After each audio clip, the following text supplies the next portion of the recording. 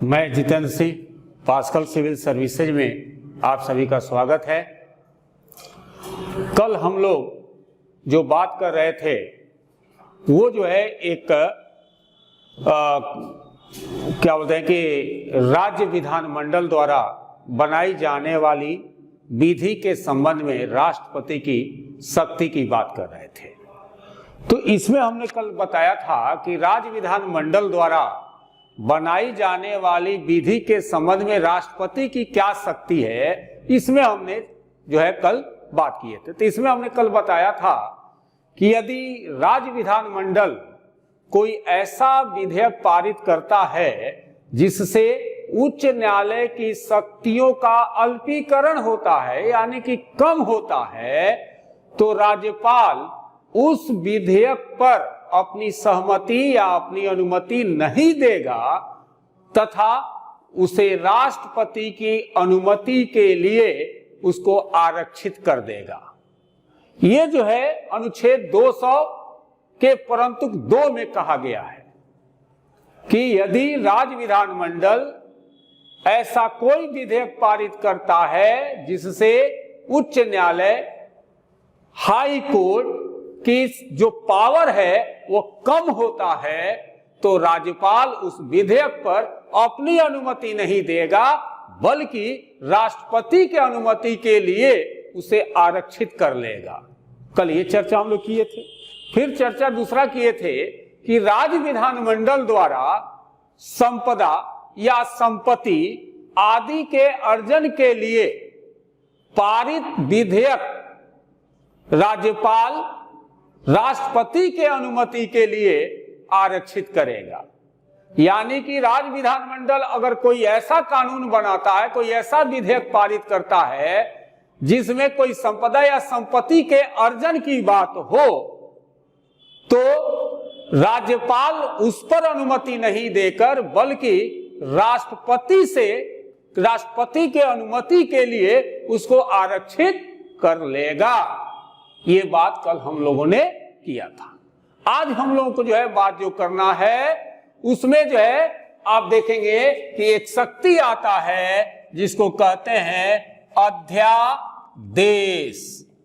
जिसको क्या कहते हैं? अध्यादेश कहते हैं।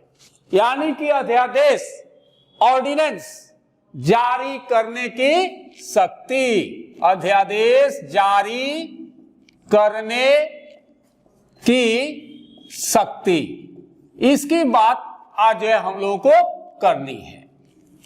यानी कि संविधान के अनुच्छेद, ध्यान रखिएगा, संविधान के अनुच्छेद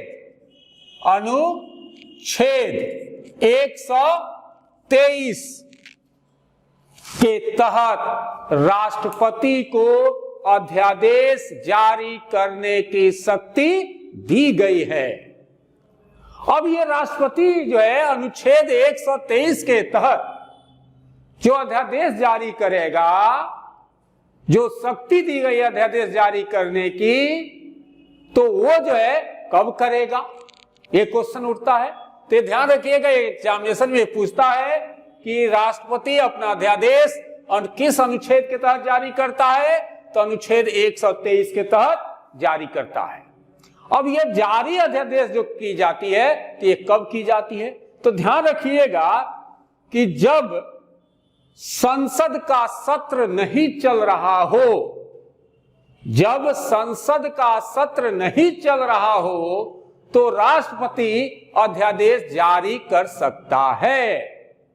अब इसको ऐसे भी हम लोग समझ सकते हैं कि राष्ट्रपति अध्यादेश तभी जारी कर सकता है जब संसद के किसी एक सदन अथवा दोनों सदन का सत्रावसान हो गया हो, यानी कि सत्र नहीं चल रहा हो या किसी कारण से सत्र में नहीं हो। यानी कि कहने का मतलब यह है कि जब संसद द्वारा विधि बनाना, कानून बनाना, अधिनियम बनाना संभव न हो और राष्ट्रपति को ऐसा लगता है कि ऐसी परिस्थितियां उत्पन्न हो गई है जिनके लिए तुरंत कार्रवाई जरूरी है अथवा विधि बनाना, अधिनियम बनाना जरूरी है, तो वह क्या करेगा? अध्यादेश जारी करेगा, प्रख्यापित करेगा। यानी कि राष्ट्रपति तभी अध्यादेश जारी कर सकता है जब संसद के किसी एक सदन अथवा दोनों सदन का सत्रावसान हो गया हो या किसी कारण से सत्र नहीं चल रहा हो। कहने का मतलब जब संसद द्वारा विधि बनाना, कानून बनाना संभव नहीं हो और राष्ट्रपति को ऐसा लगता है कि ऐसी परिस्थितियां उत्पन्न हो गई है जिनके लिए तुरंत कार्यवाही करना जरूरी है अथवा विधि बनाना जरूरी है, तो वह अध्यादेश जारी कर सकता है। उसके बाद जो है इसका दूसरा आप देखेंगे कि अध्यादेश को संसद के पुनः समवेत होने पर, यानी कि जब संसद का सत्र जैसे चालू होगा तो दोनों सदनों के समक्ष अध्यादेश को क्या किया जाएगा? रखा जाएगा। और संसद के पुनः समवेत होने की तिथि से, यानी कि सत्र चलने की तिथि से 6 सप्ताह के अंदर या 6 सप्ताह की अवधि की समाप्ति पर अध्यादेश क्या होगा? प्रवर्तन में नहीं रहेगा। यदि 6 सप्ताह की अवधि की समाप्ति के पहले दोनों सदन के द्वारा इस अध्यादेश का अनुमोदन का संकल्प पारित कर दिया जाता है, तो दूसरे सदन द्वारा ऐसे संकल्प के पारित किए जाने की तिथि से या प्रवर्तन में नहीं रहेगा।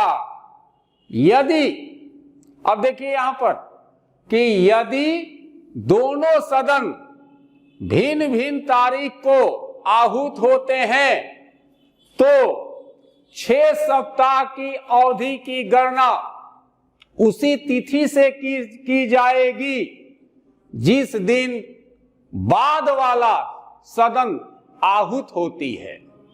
इस प्रकार किसी अध्यादेश का अधिकतम जीवन काल जो है दोनों सदनों के पुनः समवेत होने की तिथि से 6 सप्ताह का ही हो सकता है। ठीक है ना? अब देखिएगा कि यह अध्यादेश जो शक्ति 123 में जो अध्यादेश जारी करने की शक्ति दी गई है, यह अध्यादेश राष्ट्रपति इस शक्ति का, यानी कि अनुच्छेद 123 के शक्ति का प्रयोग मंत्री परिषद के सलाह पर करता है। ठीक है ना? यानी कि अध्यादेश जो जारी करता है अनुच्छेद 123 के तहत इस शक्ति का प्रयोग राष्ट्रपति जी मंत्री परिषद के सलाह पर करते हैं। और जिस विषय पर, किसी भी विषय पर राष्ट्रपति द्वारा जो अध्यादेश जारी किया गया है वो अध्यादेश का वही बल और प्रभाव होता है जो संसद द्वारा पारित और राष्ट्रपति द्वारा अनुमोदित अधिनियम का होता है। राष्ट्रपति चाहे तो अध्यादेश जारी कर संसद द्वारा बनाए गए किसी अधिनियम को संशोधित या रिपील, निरसित कर सकता है। अध्यादेश द्वारा किसी कानून को भूतलक्षी प्रभाव से भी लागू किया जा सकता है। और एक बात और जान लीजिए कि राष्ट्रपति द्वारा किसी भी समय अध्यादेश को वापस लिया जा सकता है। ठीक है? तो ये हम लोग अनुच्छेद 123 का बात हम लोगों ने किया, यानी कि अध्यादेश को राष्ट्रपति जब चाहे तब क्या कर सकते हैं? वापस ले सकते हैं। अब जो है हम लोग चलते हैं कि अध्यादेश का जो हो गया। अब देखिएगा राष्ट्रपति को एक और शक्ति है, वो है वीटो पावर, यानी कि वीटो की शक्ति। वीटो की शक्ति, इसकी बात जो है हम लोग करते हैं, यानी कि वीटो पावर, वीटो पावर्स। ठीक है ना? इसकी बात करते हैं। देखिए वीटो जो शब्द है, यह शब्द जो वीटो शब्द है, यह लैटिन शब्द है जिसका अर्थ होता है रोकना, जिसका अर्थ होता है रोकना। यानी कि राष्ट्रपति अपनी शक्ति के द्वारा संसद के दोनों सदनों से पारित विधेयक को कुछ समय के लिए या हमेशा के लिए रोक सकता है। ठीक है ना, यानी कि वीटो का वह इस्तेमाल कर सकता है। वीटो टर्मिनोलॉजी क्या है? यह जो लैटिन टर्मिनोलॉजी है, इसका अर्थ क्या होता है? रोकना होता है। तो राष्ट्रपति अपनी शक्ति के द्वारा संसद के दोनों सदनों से पारित विधेयक को कुछ समय के लिए या हमेशा के लिए रोक सकते हैं। कोई विधेयक संसद के दोनों सदनों से पारित होने के बाद राष्ट्रपति की अनुमति हेतु उसके समक्ष, उसके सामने प्रस्तुत किया जाता है। इस स्थिति में राष्ट्रपति के पास 3 विकल्प होते हैं। ये 3 विकल्प कौन कौन होते हैं? तो आप ध्यान दीजिएगा कि ये 3 विकल्प, यानी कि जब राष्ट्रपति के पास कोई भी विधेयक दोनों सदन से पारित करके भेजा जाता है तो राष्ट्रपति के पास 3 विकल्प होता है। पहला है कि वह विधेयक पर अनुमति दे सकता है, वह विधेयक पर अनुमति दे सकता है, अनुमति दे सकता है। पहला ये हो गया। दूसरा है वह विधेयक पर अनुमति रोक सकता है, विथहोल्ड कर सकता है। दूसरा हो गया कि वह विधेयक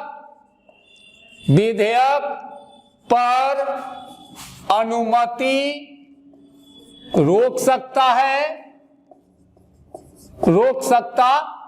है, ठीक है। और तीसरा है कि यदि विधेयक धन विधेयक नहीं है तो उसे एक बार पुनर्विचार के लिए दोनों सदनों में, यानी कि सदनों के पास लौटा सकता है। यानी कि तीसरा जो आप देखेंगे कि यदि विधेयक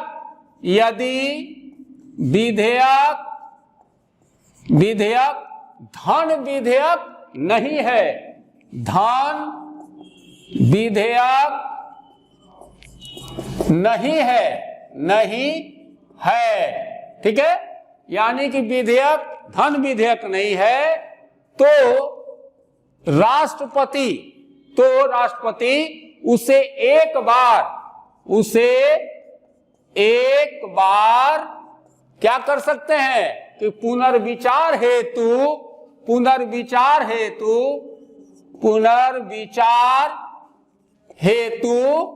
क्या करेंगे कि सदनों के पास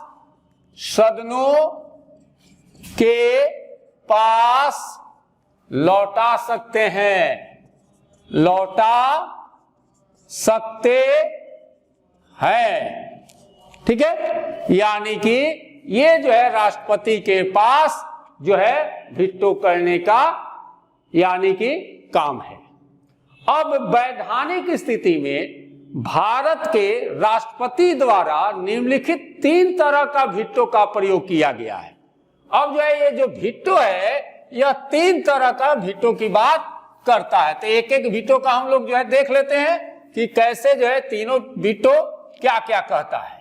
तो देखिएगा कि 3 तरह के जो वीटो की बात करता है वीटो, ये जो है इसको जो है यानी कि 3 तरह की बात करता है। तो पहला यानी कि पूर्ण वीटो, इसको बोलते हैं पूर्ण वीटो, ठीक है ना। तो पूर्ण वीटो कब होता है? पूर्ण वीटो, ठीक है ना, इसकी बात करते हैं। पूर्ण वीटो का अर्थ है राष्ट्रपति द्वारा अपने पास आए विधेयक पर अनुमति नहीं देना। पूर्ण वीटो का अर्थ है राष्ट्रपति द्वारा अपने पास आए विधेयक पर अनुमति नहीं देना। ठीक है। भारत में इस वीटो का प्रयोग सामान्य परिस्थिति में नहीं किया जाता है, नहीं किया जा सकता, क्योंकि अनुच्छेद 111 में, क्योंकि अनुच्छेद 111 में इस बात का स्पष्ट उल्लेख किया गया है कि जब कोई विधेयक संसद के दोनों सदनों द्वारा पारित कर दिया गया है तब वह राष्ट्रपति के समक्ष प्रस्तुत किया जाएगा और राष्ट्रपति घोषित करेगा कि वह विधेयक पर अनुमति देना है या अनुमति रोक लेना है।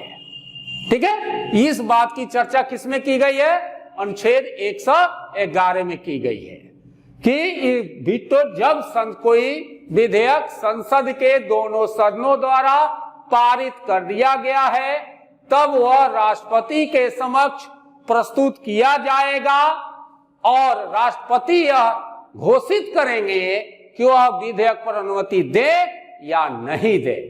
परंतु अब यहां पे देख लीजिए, परंतु राष्ट्रपति अनुमति के बारे में क्या करेंगे कि जैसे आप देखेंगे कि राष्ट्रपति के लिए अपने समक्ष विधेयक जो प्रस्तुत किए जाने के बाद यथाशीघ्र उस विधेयक को, किस विधेयक को? सामान्य विधेयक को, यानी कि जो धन विधेयक नहीं है, तो संसद को पुनर्विचार के लिए क्या करेंगे? लौटा सकते हैं। यदि विधेयक सदनों द्वारा संशोधन सहित या उसके बिना फिर से पारित कर दिया जाता है और राष्ट्रपति के समक्ष अनुमति के लिए प्रस्तुत किया जाता है तो राष्ट्रपति उस पर अनुमति नहीं रोक सकेंगे, यानी कि उस पर राष्ट्रपति को अनुमति देना ही पड़ेगा। ठीक है। अब ये कहिएगा कि धन विधेयक को राष्ट्रपति क्यों नहीं वापस करते? तो इसका आंसर ये होगा कि धन विधेयक को राष्ट्रपति सदन को इसलिए वापस नहीं कर सकते क्योंकि धन विधेयक उनकी पूर्व अनुमति के बाद ही, यानी कि पहले उनसे अनुमति लेने के बाद सदन में पेश किया जाता है। इसीलिए धन विधेयक को राष्ट्रपति जी पुनर्विचार के लिए नहीं संसद को भेज सकते। यहां तक क्लियर हो गया। अब देखिएगा कि एक क्वेश्चन उठता है कि पूर्ण वीटो का प्रयोग राष्ट्रपति किस परिस्थिति में करता है? तो ध्यान रखिएगा कि पूर्ण वीटो का प्रयोग राष्ट्रपति एक परिस्थिति में करता है। कब करता है?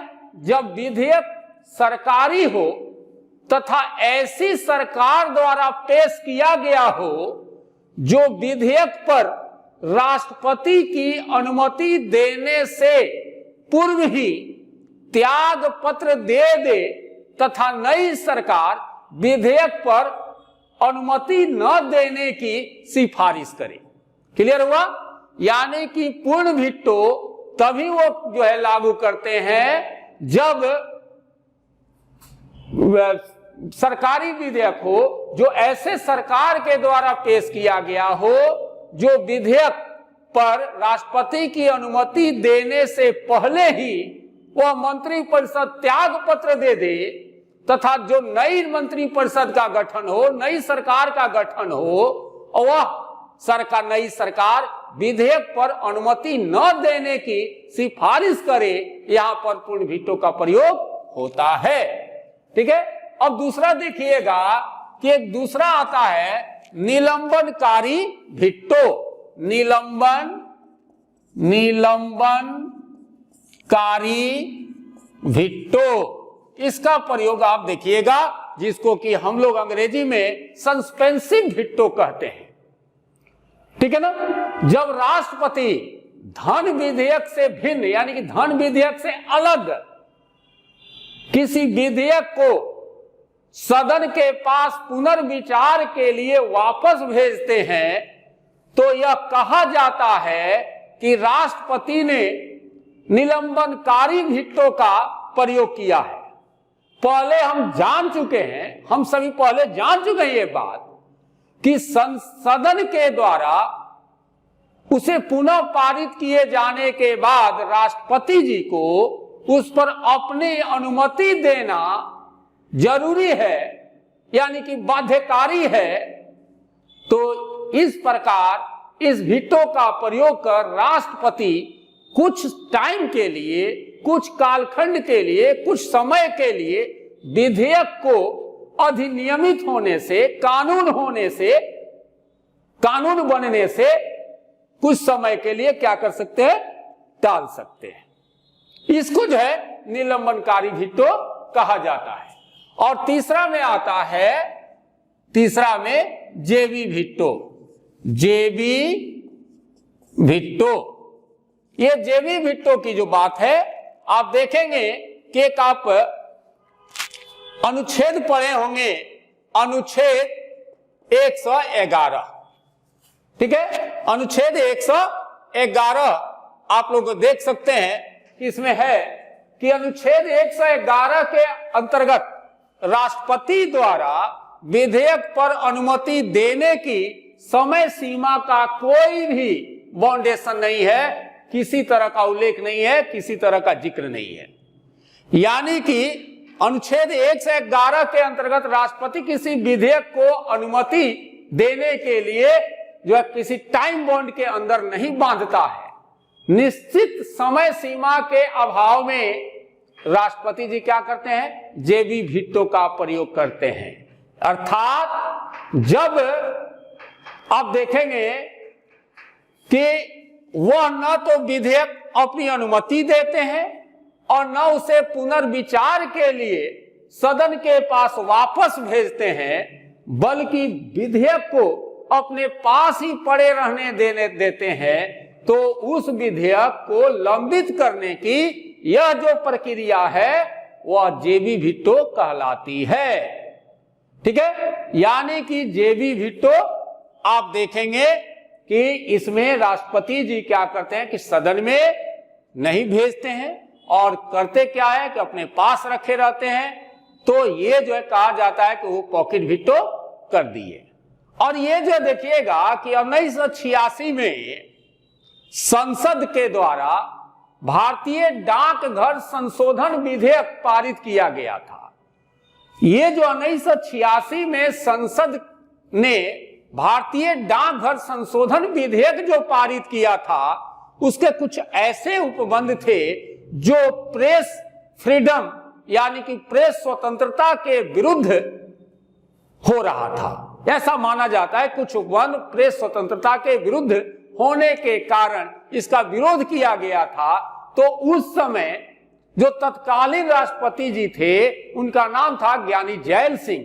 ज्ञानी जैल सिंह ने क्या किया कि ये जो भारतीय डाकघर संशोधन विधेयक जो था वह जो है संसद के पास अनुमति के लिए न तो वापस भेजे और न उसमें अनुमति दिए, बल्कि वह अपने पास लंबे समय तक अपने पास ही रहने दिए। तो ये जेबी वीटो का उदाहरण हुआ।